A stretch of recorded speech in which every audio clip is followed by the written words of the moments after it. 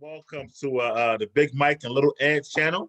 As you know, we do a lot of different things, including movie and TV show reviews. Right now, we have one for you of The Boys. If you've seen before, we already reviewed every episode up to episode 5. Now we're going to do a spoiler discussion for episodes 6 and 7, leading up to the finale this week, where we'll do another spoiler discussion next week on the finale. So right now it's going to be episode 6 and 7 once again, and I'm going to give you once again, this is a spoiler review. That's right. Give you a heads up. All right, so episode 6, if we go back, that was the episode where, just for kind of recapping a little bit, but where they got some Starlight gave them information that she found out there was something going on in the hospital, but she didn't know, and they decided to go to the hospital to find out what's going on. And when they get there, they find out they're holding supers captive and experimenting on them and stuff like that. And they find an old member of The Boys, Lamplighter, played by Sean Astin from X-Men, who played Iceman, stuff like that. But it's funny because he's playing the like almost like Pyro in this show, but he was Iceman. So and he was, you know, where he originally came from. He was in Smallville, and if you look it up, he actually has a twin. So either his brother was in Smallville or it was him. I've been meaning to look that up. Okay, that's right. All right, but I'll let you go now. What do you think of the show? So, guys, we're talking about now. Episode 6. I've been dying to talk to you about it. When I watched it that night, I was like, okay, this is what I needed. You and I both, established you guys got to check out our spoiler discussion for the first 5 episodes. But we both was like, you know what, it's good, but it's obviously not like the first season 1. Well, this episode did pick it up for me. See, this is the type of episode I like. It had a lot of action, but I like that preparation. It was like, okay, listen, we got a mission. We gotta go to the place. We don't know what we're gonna find in there. But we're gonna get in there. And it was just cool. Like, it was like put together like a Mission Impossible type thing. And then when it got in there and it was like what they end up finding, which we'll get into, was just like, whoa, with all the suits with the powers, and it was cool. I liked it. So yeah, a lot of people were saying it, and I agree. It definitely was the best episode of this season. You know what I mean? I think the action made it very well. Like you said, the planning. I like how they separated the teams. Yep. Where it was like 3 of them went in the hospital, 3 of them stayed outside. I like that part. What they found. So yeah, I agree. Best episode of the season so far, of episode 6. Now that's the boys part. On the 7 part, we go back to them. They're at they're making the movie. We see Homelander, I'm sorry, and Stormfront. They actually getting really close. In the beginning of the episode, they actually stop a robbery together and they kill the guy at broad daylight. Right. And they want him having sex in the alleyway. If you remember. And he's kind of getting smitten by Stormfront there. And she lies to him about going back to Vault and whatnot. And he gets upset and, torches his whole trailer. So, what do you think about what's going on with the 7 and whatnot in this episode? All right, so here's my issue. I thought one of the coolest characters and personalities was Stormfront, right? She came on the scene and she was the girl that didn't care what nobody had to say. She was just part of the group, but she was her own self. She was an individual. She didn't even like Homelander. She just, she talked trash to him, and I don't know if the writing, I don't know if they planned on doing that or somebody just said, let's go a little different way with her. Maybe she was getting too much attention because she's a bad guy, so maybe they wanted to tone her down a little bit because she was still in that flair from Homelander. Right. So that's bothering me because I don't like her character. I don't like what her character came to. Like, even with Homelander, she looked like she's a little bit scared of him now. Like, when he got real mad, she was like, back down a little bit. I'm like, a couple episodes ago, you would have punched him in the face. Like, she was so tough. Right. But that's the only part I don't like with 7. But I think it's cool what's going on with we didn't get there yet, but what's going on with May and her girlfriend and stuff like that. Oh yeah. Maeve, Queen Maeve. Maeve, yeah. I got you. Yeah, I got you. Okay. And also about the part where I guess A-Train got kicked out of the 7, as we saw. Right.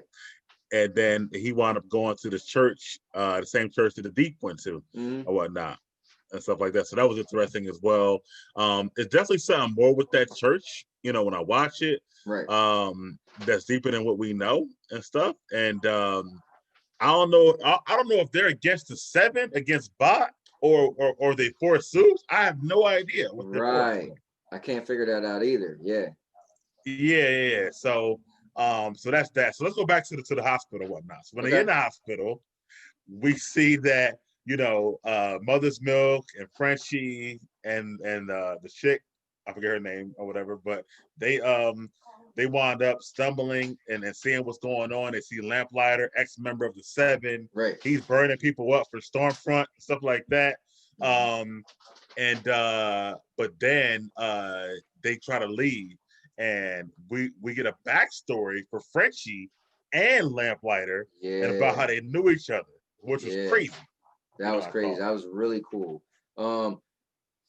You could always tell that Frenchie's character was a little deep, because he started off as just like the character, the throwaway character. You don't really care about him, but then as he's getting his feelings and getting emotional for what's her name, the Asian girl. I know, I can't think of it right now. Yeah, but as he's getting his feelings for her, he's getting more of an interesting character, right? Because he was first just a tough guy. I don't care. He probably was a drug addict, whatever.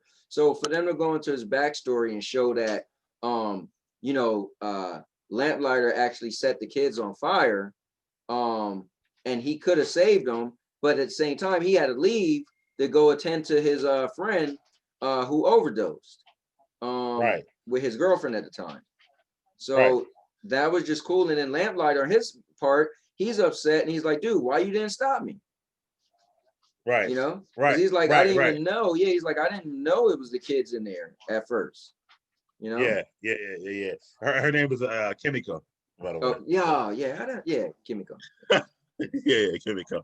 And that was crazy. And it seemed like Frenchie held that guilt for all these years about what happened, but so did Lamplighter, apparently. So they both were feeling guilty about it. And then when they saw each other, they knew immediately. So I didn't realize that the boys, like Mother's Milk and Frenchie and the Butcher, they go back so many years trying to stop the 7 and whatnot. It's crazy. Yeah, well, that was cool because that was the episode that really, like, we know that they know, like, the ex-FBI agent, right? Like the lady, right? But we're like, well, how deep do they know her? Well, that episode really went back and let you know from when she was like putting them together as a team, pretty much, and giving them missions. Right. Yeah. I would love to see that part of the you know, the boys and stuff like that. That'd be pretty cool. That'd be pretty cool and whatnot. Even though apparently they didn't finish it or whatever, but I thought that was pretty good. I thought now let's talk about the girl who broke out and her powers. So that's what take it to the next level, and we have to talk about that. Remind me how she broke out. I know they accidentally broke her out. When Lamplighter saw Frenchie and then he pulled the gun on him, he still lit his did his power with the lamp lighting or whatever with the fire, and it broke one of the doors and she came right out. Yeah, so let's get into her. Yeah. Man, look, her power. Yeah. Dude, I guess what, she just go like that and crush your head? I mean, your head just from a distance. Yeah. Right, your from a distance. Even. Right, yeah. Everybody was scared of her. Like, yes. Yeah, and even I thought she ended up dying when Stormfront ended up coming, and Stormfront electrocuted or shocked her, and she falls to the ground. But she was a beast. She still eventually got back up and escaped. Yeah, and escaped and caught a no, and she even got shot. She was getting shot up and still didn't die. Yeah, and she wound up yeah. Oh, you know what else we missed? In between that, we see the one escapee, because when she escaped, she broke everybody else out or whatever. And we see the one escapee outside with Butcher, Starlight, and Huey. Right. And then he flips the truck over and Huey gets hurt. That was a dope scene too, actually. That was a real good scene. Yeah. And then it was so deep that Butcher, and now you see like Butcher's emotions. He left the team just to take Huey to the hospital. I'm like, wow. Right. He was like, listen, they got to fend for themselves. We got to take him now or he's going to die. I'm like, oh, Right. wow. And then it was epic because Starlight ended up killing that guy by mistake. So she's like, oh, she's the goody two-shoe, you know, and then she accidentally ended up killing the guy when they was going to take his car. Yeah, which is crazy. And then she used her power to kind of stop the wound for a while and stuff like that. So, like when we talk about this episode, it seems like it's a bunch of episodes in one. Yeah, it was a lot happening. I said that's why it was such a good episode. Right. And then, you know, back at the like I said, back at the hospital, they were running away from that chick. But then, like you said, a storm front came in and stopped her. Right. But then Lamplighter goes with them and apparently gets recruited again by the FBI lady to help them out and stuff like that. Right. So it's like so much going on. Meanwhile, and real quick, just in case anybody's watching this that did and you decide to watch this without watching the show, what Mike was saying is when she used her powers, she cauterized the wounds, but on Huey, because you said it right after we talked about the guy she killed. So she cauterized the wounds on Huey, as he had this big metal thing stuck in him. So that was crazy looking, where it was like no blood because she cauterized it all, right? That was like, what? Right. Yeah, it's crazy. And then back with the 7, you know, you see Homelander after he's upset with Stormfront, and she gives him her history now. So now we get her whole history in that episode, which was also crazy. She's like 100 years old. Right. Whatever. And the picture, he thought it was her like grandmother. It was her daughter. Which was even, which is crazier. And that she was like apparently married to Vought. So the guy who created the whole guy who created it, Yeah. She's one of like the original soups. My question is she more powerful than Homelander? They kind of try to make it seem like it, but then not. I don't think she is. Okay. I think he's the most powerful one out of all of them.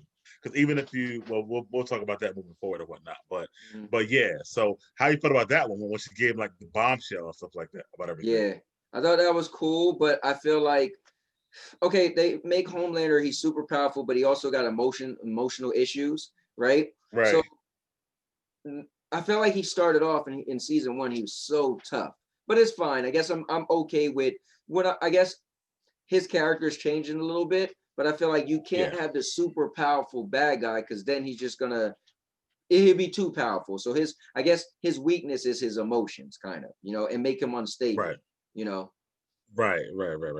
So that was deep when she broke it down to him, you know. It makes him a more layered character too. Yes. Not be like a super crazy bad guy and that's all he's doing all the time and stuff like that. Sometimes you need more layer. Like we grew up on a lot of those villains who were just like, I'll kill you, like it had no layers at all, and stuff like that. So it's good to have more, you know, more to him. But yeah, I thought that he showed more emotion when she showed him her true self and what she's trying to do. But I like how they tie in the political aspect too in this show because she's kind of, you know, on this like political tour every episode and stuff like that too. Yeah. So it's interesting. And I don't want to miss over. You spoke on it earlier. The whole thing with May and her significant other and whatnot, and how they're trying to force them to come out to the world and kind of go on a like a lesbian tour themselves and stuff like that. Yeah, because see, it's 2 parts. It's one is punishment. Homelander's punishing her, but 2, they're using it to get more traction by the gay community. You know, so it's like that's what's so cool about the show. The show is like if superheroes were real. I feel like this is what really would be going on. You know. It'd be like, everything's gonna be political. It's gonna be about views and how many people are tuning in. You know, stocks going up and going down. You know.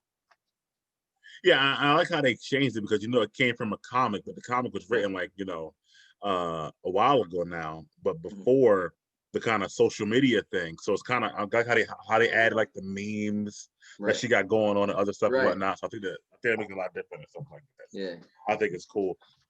And then the other part about her is that her girlfriend in the episode found out about the whole airplane from season 1. That she was there when the airplane went down and they didn't save anybody and stuff like that. So that was a bombshell for her at that point.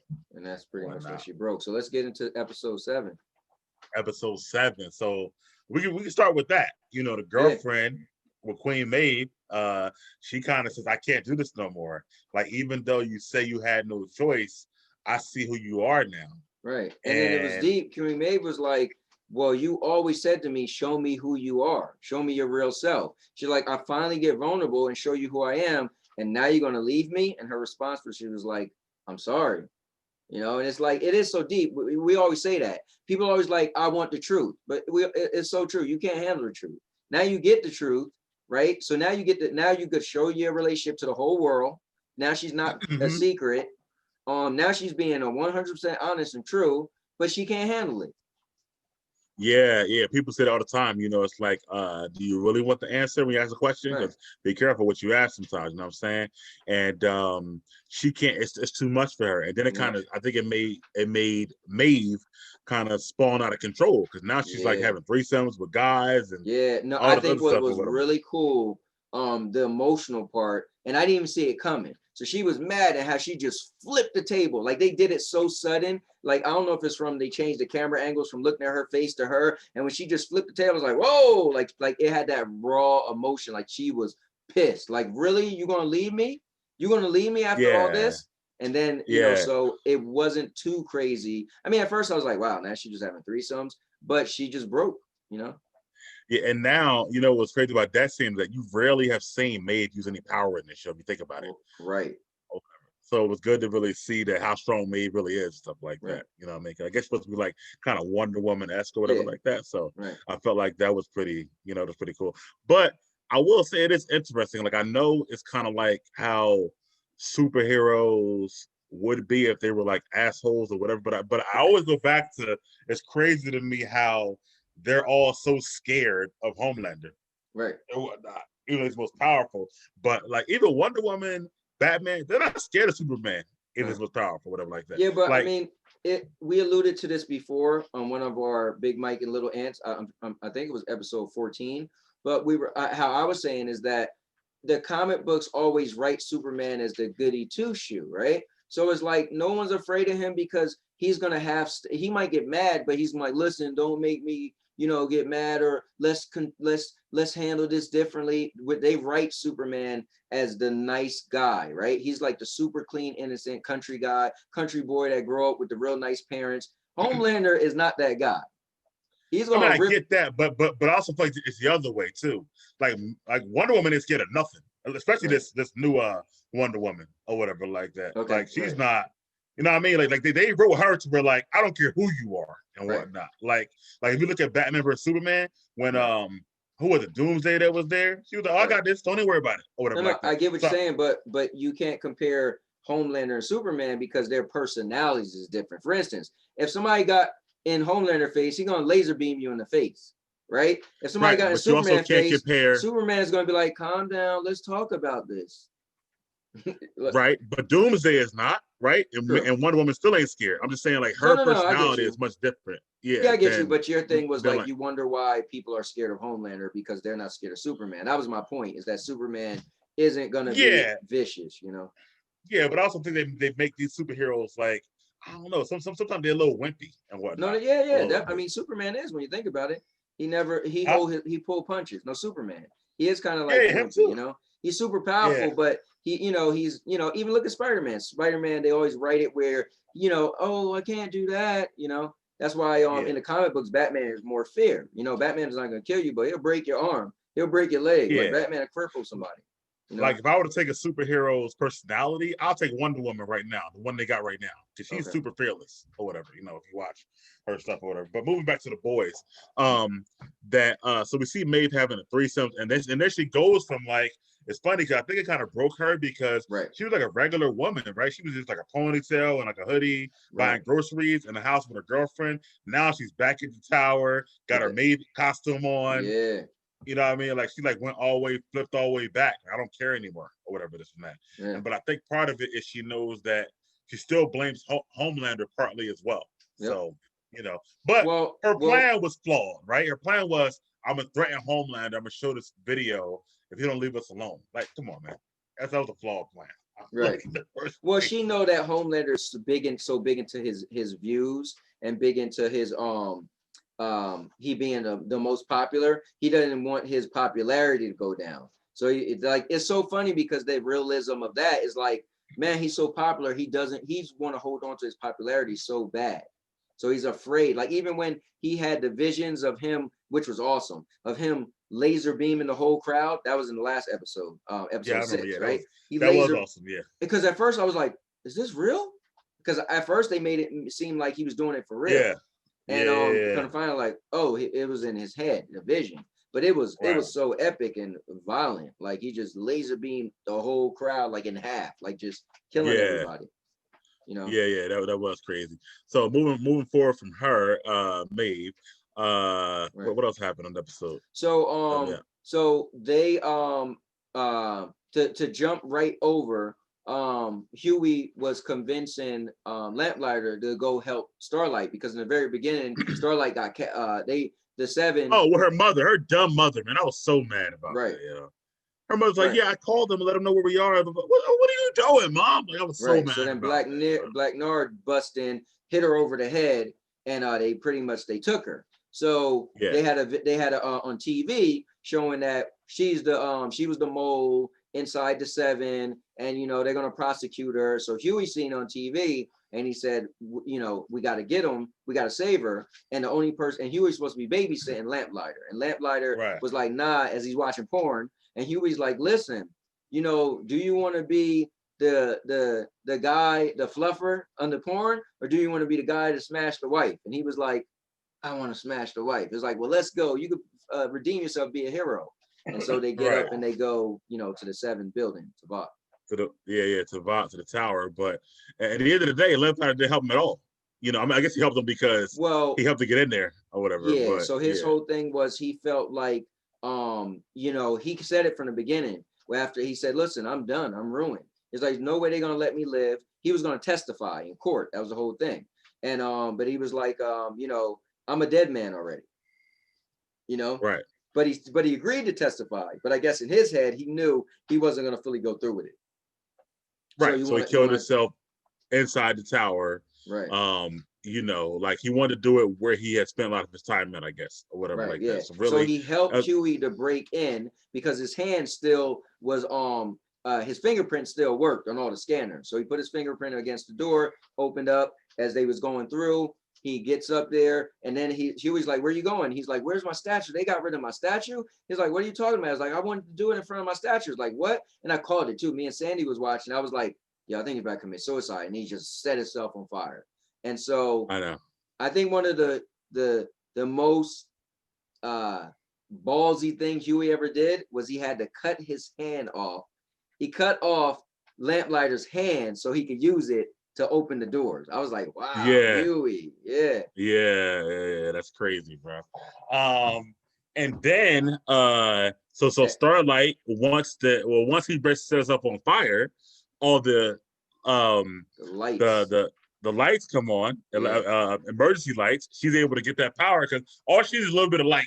She get a little bit of light, she's good, or whatever like that. So, and she broke herself out, and then they find her mom and they leave and blah blah blah. Right. But also, and it was a good wait. It was a great scene when she seen Huey. She looked and seen Huey like, what?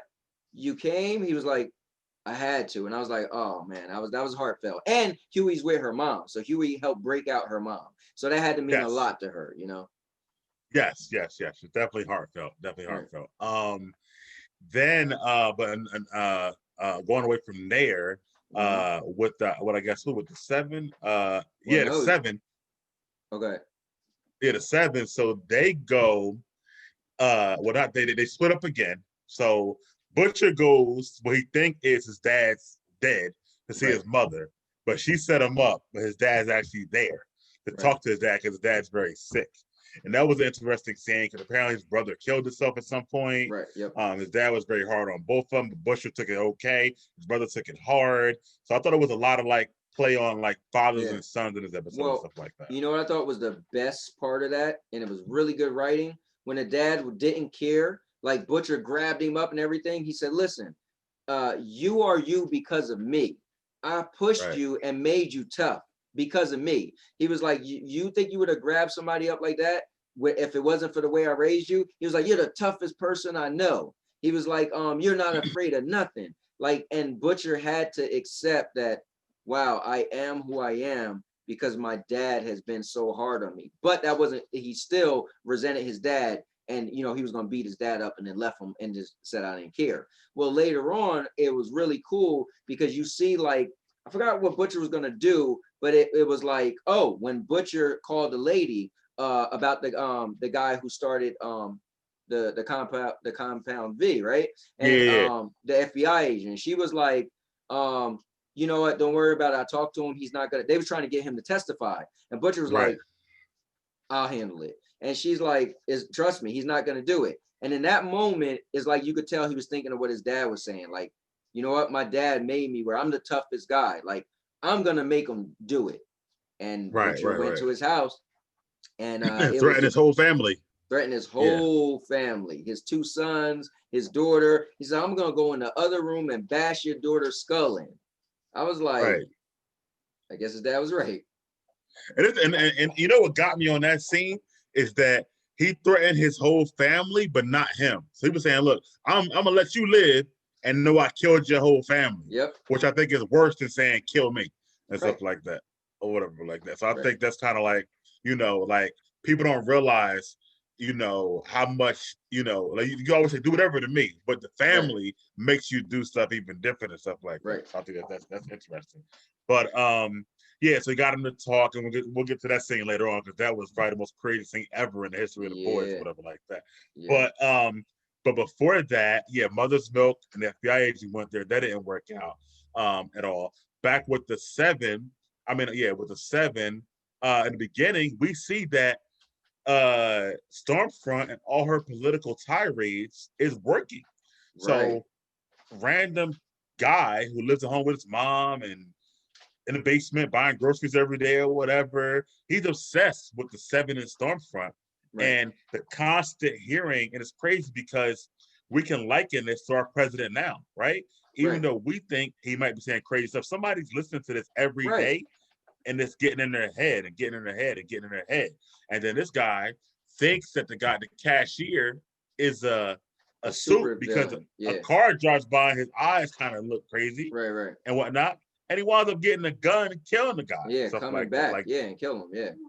Killing him. I thought that part was crazy, by the way. Yeah. And that's how the show opened. That's how it opened and stuff like that. So we see that's working. Other part, what's going on with Homeland in this episode? Well, important. He goes to see his son. Oh my God, yeah. So Stormfront and him look at this baby on one of their rallies, and she's upset because her daughter's now 80 years old and whatnot. Yeah. And she's like, "Yo, be nice having the baby again." So he's like, "I gotta show you something." So I guess she didn't know he had a kid. She didn't know, or whatever like that. Yeah. Right. And I love the part of them like flying down together. I thought that was pretty dope or whatever. Mm-hmm. But they go see his son, who's with Butcher's ex-wife, to get the kid's mother. And while they're there, they're throwing constant jabs like, "Yeah, we're gonna take him away. We're gonna take him here and there." And then Stormfront is getting more and more kind of overzealous. Invested. And I was like, "Yo, that's got to be hard. Like, you're a mother, you want to protect your kid, but there's 2 suits." And then when he walks in, he's like, "Let me introduce you to my girlfriend." And so it's like he's really like, "Listen, this is my girlfriend." Like, as if she could be a stepmom one day. And the mom's like, "Let me talk to you. I love her personality with him. He's the most powerful person, and she ain't scared of him." She's like, "Let me talk to you outside." He's like, "What?" She's like, "Now." And so he walks outside. She's like, "What are you doing?" He's like, "Listen, he needs to be raised right." She's like, "No, because think about it. When you was little, look at what you went through. I want him to avoid that stuff, knowing that he got superpowers and being super powerful and somebody raising him to be super powerful. Let me raise him as a little kid. He needs his mother. Don't take him away from me." And he's like, "Okay, all right, I agree." And then when he walked back in there, she walked back in there, the son's like, "Mom, I can't believe what you did to me. How you lied to me. Dad flew me up to his house and everything, showing me that it's a whole world out there that I never knew." And he's like, "I hate you. I hate you." And then she's like, "No," and they fly off with him. Like, it's more to that. Well, first of all, it's crazy how fast that they flew him up to see stuff. while she was getting lasagna out the freaking oven or whatever. That tells you how fast Homelander and them are. But secondly, when they were going to take him, the girl was like, he needs his mother, and the Stormfront said, oh, he'll have a mother, don't worry about it. I thought that was like, oh yeah. man, At that point I was like, yo, they about to kill her. I was like, oh yeah. So I thought that was bad. But part of let me ask you a question: do you agree with her or with them more so? I agree with her because I think looking at Homelander just shows you what this kid could potentially be. I get it. So if Homelander raised him, especially from previous episodes, come on, I want you to use your powers. I mean, he pushed the kid off the roof. You know? True. So think about it. Homelander's going to raise him to be a beast. Like this kid, especially what Stormfront with him and stuff like that, right? Right. Yeah. Like, oh man. So yeah, she is more right. You know, she want to raise him to have compassion, and so when he do start being able to learn his powers, he could again. This is more like being raised like Clark Kent or being raised like Batman. You know. Only thing I think you're right, but I also don't like just having them in that bubble where there's fake neighbors and it's not. You know, I mean, there are theme parks and there are pools and stuff kids do. He can't do none of it. It's every day. He said they're making a freaking a fake a Lego version of like The Blind Side where he's playing every part and stuff like that. I'm like, he is missing out on some things as well. He is, but I mean, if you ever watch Smallville, you see how trivial it was with Clark Kent going to school. When he first first time he hit puberty and got horny, his laser beams kicked in. I mean. And he could. But I feel like at some point you could tell him and not lie to him. Like, listen, I'm keeping you here because of whatever road and stuff. Yeah, tell him in like 4 years. I mean, he's still young. Like, come on, man. I got you and whatnot. I feel like that's how she lost him though, because she was easy. Yes, easy to be lost because if she kept it real from the beginning, then it wouldn't have been no shock value. It'd be like, oh yeah, I already know. My mom told me, but it's for my own. It's for my own good. Right. So when he flies him up and says, wait, there's more to this place than here? I think it kind of made like, Mom, you've been lying to me the whole time, or whatever like that. I think, that's what kind of messed him up. But I agree. You want to wind up like Homeland. But it reminded me of like the Truman Show, like when you keep somebody at one place for so long, and then when they find out, it's like, yo, what has been going on my whole life, or whatever like that. So I think, that's a little crazy. But we see that. And then to the end of the show. So, like you said, Butcher did get the guy to testify.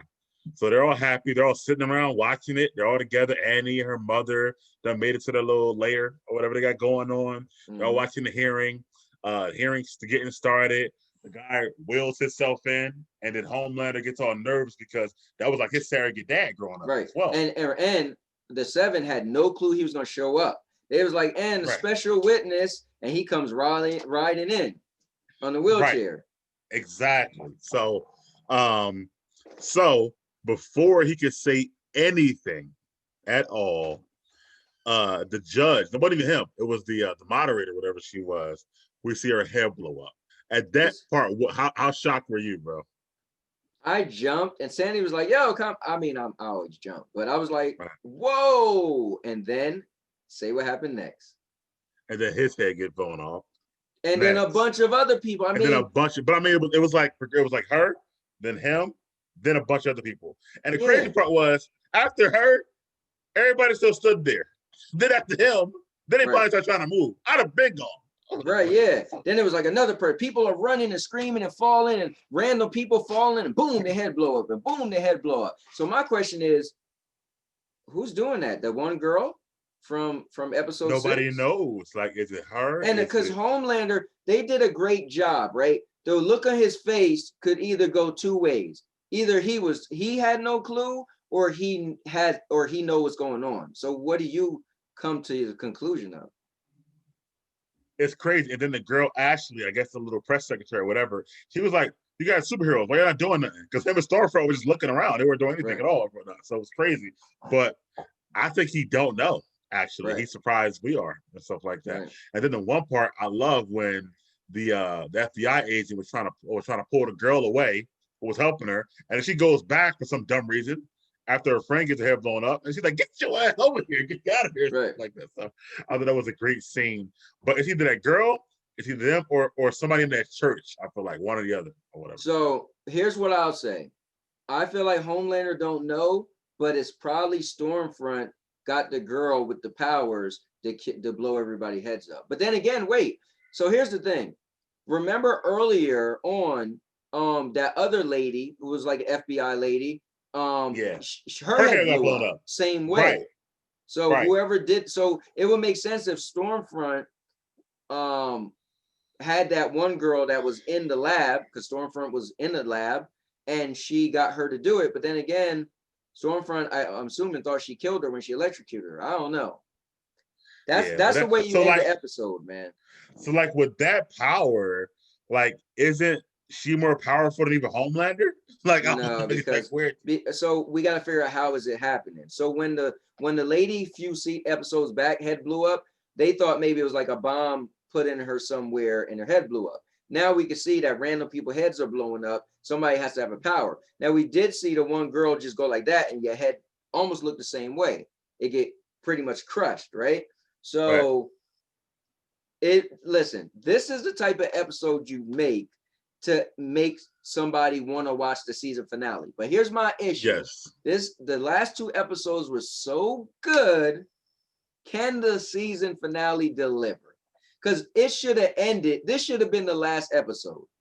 Yes. Cliffhanger, I believe. I agree with you. Super cliffhanger. Because it's like a crazy scene. You don't know who did it. It could have been a real cliffhanger. Right. I agree with that. Homelander and them took the kid. Like, I mean, you got so much going on. Yeah. It's crazy. My issue is that I feel like I liked at first when they did 3 episodes for the first 3 at once, but then it only leaves 5. So I feel like maybe next time just do it one at a time. Or whatever. I feel like it'll stretch out longer. I agree. Or whatnot. Yeah, because me and Sandy were shocked. We was like, because I thought it was the last episode. I forgot that you said it was 8. And we finished the episode and I was like, yo, that felt like that could have been the end. I was like, oh wait, maybe that was the last episode. I was like, no, did it say 7? And I was like, oh, thank God, that was only 7. All right, cool. yeah, definitely. But then I think because they put out 3 in the beginning, it feels like, dang, it's almost over already. You know what I'm saying? So it's a little fast. And I've been reading about like, their ratings are great every week. Like this, people kind of were standoffish at first because it's not binge watching like they got used to with Netflix. Right. But now it's like it might start bringing back more of that weekly episodic TV that people were used to at one point before, or something like that. I like that. To be honest with you, I like that. Me too. Yeah, because you get like a week to talk about it. It's like a cliffhanger, blah, blah, blah. And it lasts longer. You know what I mean? Sometimes I watch the whole series in a day and a half. Yeah. And then I'm talking about it within like a couple of days. And that's it. Right. And it's like done and over. You're like, man, you didn't get to enjoy it. Yeah.